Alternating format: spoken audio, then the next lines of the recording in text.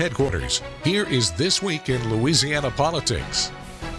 Welcome to the show. I'm Fred Childers. Thanks for joining us for This Week in Louisiana Politics on your local election headquarters. Well, House GOP lawmakers passed one of President Donald Trump's top priorities, clawing back around $9 billion worth of federal spending. Now on the chopping block, at least $1 billion worth of foreign aid and hundreds of millions of dollars worth for public broadcasting like PBS and NPR. Washington correspondent Trevor Shirley has those details. GOP lawmakers had to get this legislation passed by today. Otherwise, the money they're now canceling would have been sent out as Congress originally intended. The House passed the bill by a vote of 216 to 213. The first of what we believe will be multiple rescissions packages. The early morning vote marks the first time in decades that a president successfully submitted a rescissions request to Congress, upending money lawmakers already approved. We're going to downsize the scope of government. Government is too large, it does too many things, and it does almost nothing well. Some Republicans were uncomfortable with the cuts, yet supported them anyways. Democrats roundly rejected the clawback. Nothing in this reckless rescissions package is going to make life more affordable for everyday Americans. Among areas hardest hit include money for public broadcasting, which opponents say will hurt rural areas of the country, and foreign aid, including food and medical assistance aimed at helping impoverished parts of the world. Once again, we see a Congress not functioning as a separate and co-equal branch of government, a Congress, given this Republican majority, not willing to serve as a check and balance on an out-of-control executive branch, but always willing to do the bidding of the executive branch. Supporters say the cuts are necessary to rein in federal spending. This is low-hanging fruit in the eyes of America, but it breaks the cycle of spending without accountability. It's proof that Congress can and will act responsibly when it wants to. Some Republican lawmakers have said they'd like to pass at least 2 more rescission packages like this one before next year's midterm elections. Reporting in Washington, I'm Trevor Shirley, KTLA 5 News. And just to be clear, that vote took place Friday morning. 17 more immigration judges are without jobs. This comes after the Trump administration slashes their positions. At least one is from Louisiana. Union reps say 15 were fired without cause. A Justice Department spokesperson refused to comment on the firings, and the Associated Press reports there's a big backlog of cases. Lafourche Parish President Archie Chasson spoke about his upcoming resignation. He announced on Thursday that he'd be leaving his position to join the governor's office as executive director of the newly created Office of Louisiana Highway Construction. The office will be responsible for planning, constructing, and maintaining Louisiana's highway system, something Chasson believes needs to be revamped. Really, as the governor points out, reimagine how we deliver road and bridges across Louisiana, using our connections and our partnerships with local government, the other police juries and parish presidents across the state of Louisiana, and using private industry to really speed the process up in a process that has languished within the state. Chasson's final day in office will be August 1st. A special election will be held to replace him. Well, the state is reaching an agreement to officially cancel $3 billion Mid-Barataria Sediment Diversion Project, the centerpiece of the state's coastal master plan. Deepwater Horizon settlement money funded it. The project broke ground in August 2023, but encountered delays when Jeff Landry became governor. Landry questioned its impact on local fisheries, and his office claims bigger than expected costs made it unaffordable. But the governor's arguments for ending the project don't make sense to Mid-Barataria supporters. Cancellation of a project is setting up a bad precedence. I mean, we did, the environmental impact study, the mitigation studies, everything was done proper, seemingly above board all the way through the groundbreaking. 5 years from now, it doesn't matter, but 10, 15, 20 generations to come, my children's generations, are going to suffer the impacts of this project being killed on political ill will. Back in May, we repeatedly pushed for answers from the governor's office, but we never received a reply.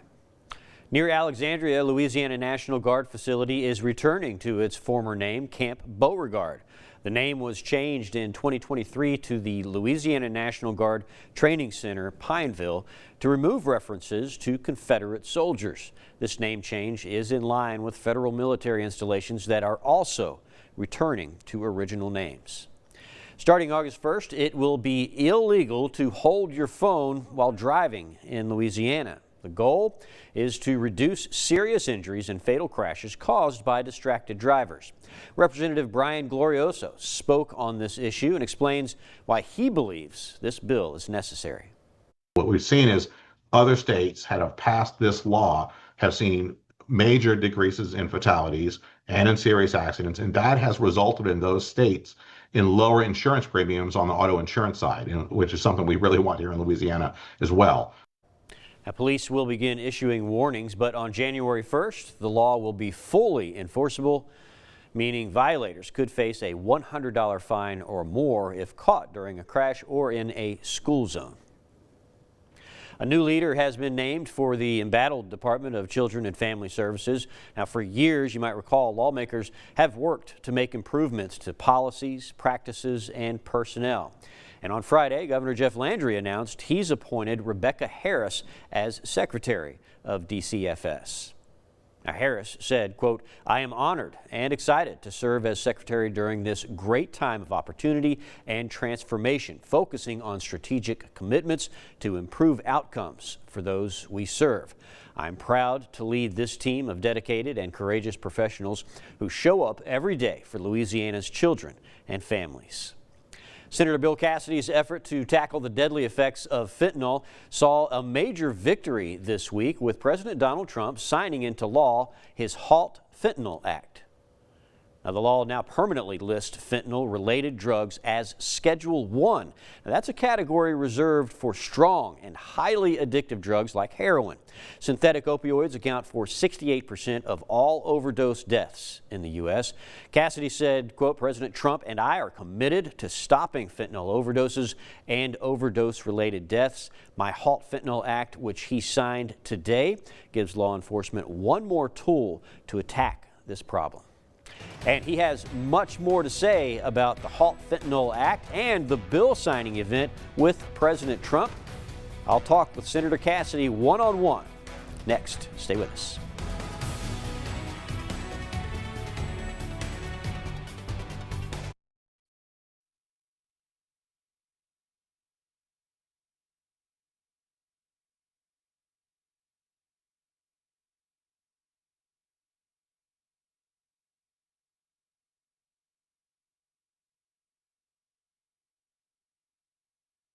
This is your local election headquarters.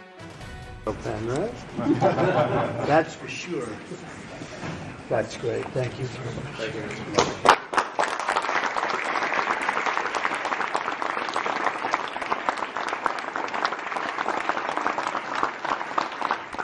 Welcome back to This Week in Louisiana Politics. Earlier this week, President Donald Trump signed into law the HALT Sentinel Act. He even invited the press, he invited some other dignitaries, and he invited the author of that bill. We've invited the author of that bill. He is U.S. Senator Bill Cassidy, Republican from Louisiana. He joins us now.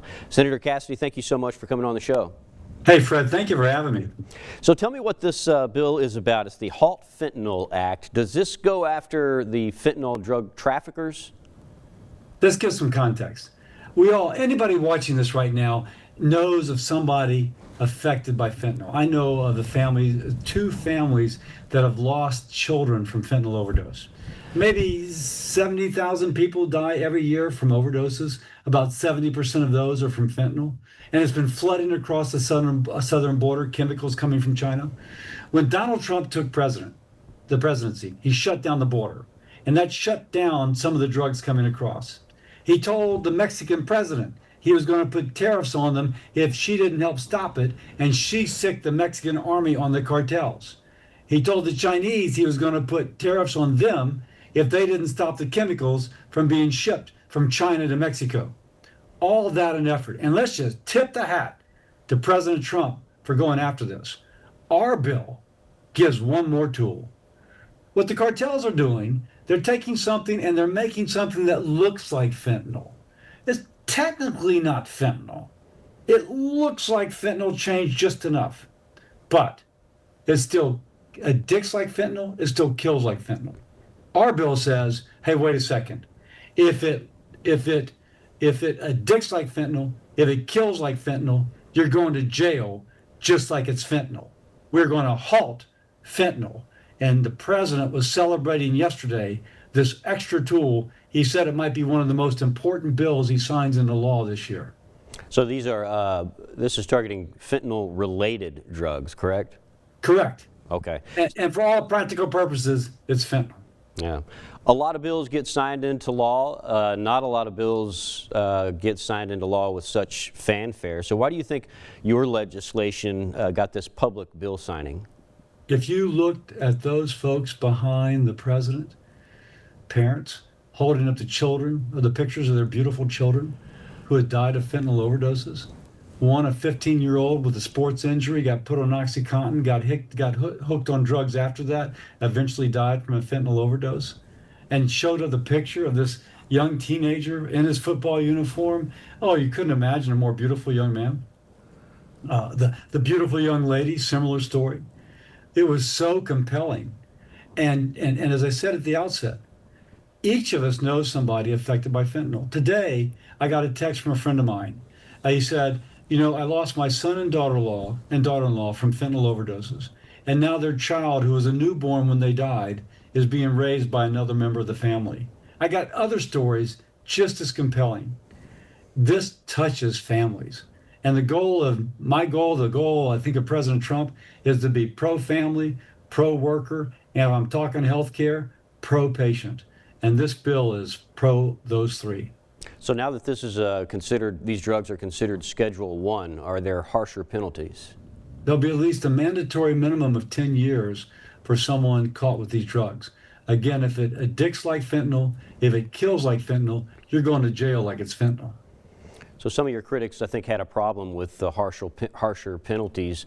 They mentioned some of the people in our country who are struggling with drug addiction and how this might affect them adversely. This is going after the people who are selling the drug. If somebody is an addict, we in Congress, and I have led some of these efforts, have made a lot of effort to help get expanded treatment opportunities for the addict. This is not for the person who is addicted or who's found having had an overdose and then gets rescued because of Narcan. You don't go to jail. No, you go into addiction treatment. It is a person bringing the fentanyl to that person who needs to fear the law, and they need to fear the heavy hand of the law. Okay, now for a little clarification. I was looking up the characteristics for the Schedule 1 drugs. A lot of people associate that with the very harmful drug heroin, very addictive. And just some of the qualifications for that were high risk of addiction, which obviously fentanyl has that, but it also has lack of medical value. None of these drugs have any medical value? Actually, we in our law allow fentanyl to have, first, fentanyl is used by doctors. Mm-hmm. You got terrible cancer pain, terrible pain from arthritis. You may get a fentanyl patch. My mother at the end of her life had a fentanyl patch. Lasted for 3 days, and it was a tiny little patch. It shows you how potent this drug is. And we also in our legislation allow research. So if there's some form of fentanyl that comes across, turns out it's good, it's something positive about it, we allow research into that drug. So this isn't about stopping that research or access to appropriate use. It's about going after those people who are poisoning our community. By the way, not the people poisoned, the people poisoning our community, and that's what the HALT Sentinel Act does. So you had mentioned the research. Does the law change how the drug is researched at all? No, it's up to the individual researcher. It doesn't dictate that you're going to take this drug and go research it. But we just know the way that medicine and science works, that someone may find, wait a second, there's a property here that we need to look at. And that's okay. We allow that to occur. All right. U.S. Senator Bill Cassidy, thank you so much for coming on. Hey, thanks, Fred. Appreciate it. All right. Stay with us. We'll be right back.